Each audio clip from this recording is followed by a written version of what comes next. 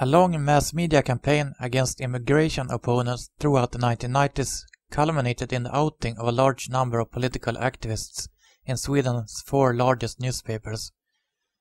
It was a coordinated campaign by the editors-in-chief of these newspapers, where they published the same article as the top story that day. Throughout the article, unsourced quotes and ideas are attributed to the outed people. Things like "they want to overthrow democracy," "Hail Alexander, the place where a black man shot dead 2 police officers pursuing him and his 2 bank robber accomplices."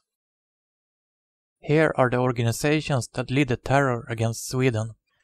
Included among these organizations were several democratic parties fighting immigration with no crimes to their names. "We're going to destroy the Swedish society," just the thing you'd expect a nationalist to say.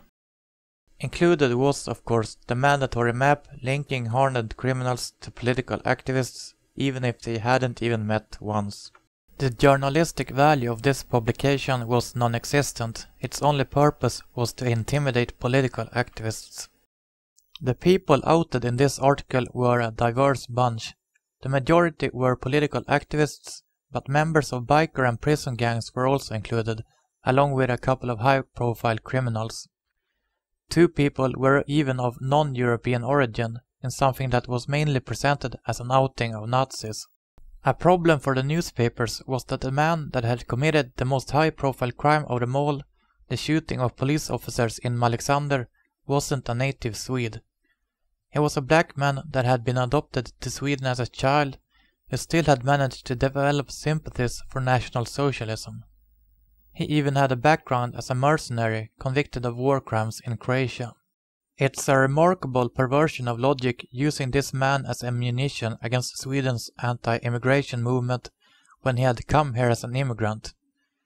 The movement that these newspapers were attacking didn't have anything in common with him.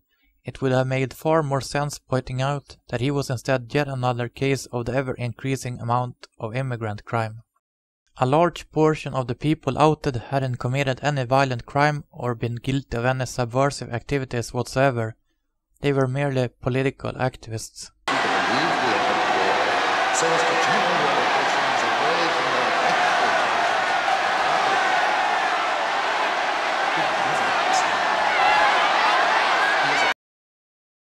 These 20 men committed no other crime than expressing their wrong opinions, and for this they were associated with biker gangs and police murderers.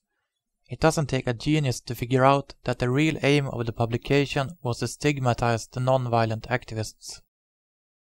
6 others were members of organized crime, and most of the remainder had at most assault convictions or had clashed with the police. All in all, across these 62 people, the most serious crimes are 5 counts of homicide, only one of which was a politically motivated attempt on someone's life.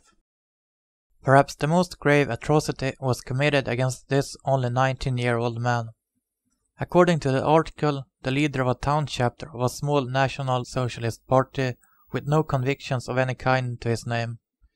Now he suddenly found himself being depicted as a terrorist in these tabloids, one that's looking to destroy Sweden. Next to him on the page is the bank robber and accomplice of a police murderer, Tony Olsson.